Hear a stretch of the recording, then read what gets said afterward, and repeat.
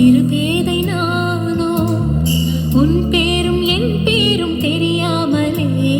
உள்ளங்கள் இடமாறும் ஏனோ, வாய் பேசவே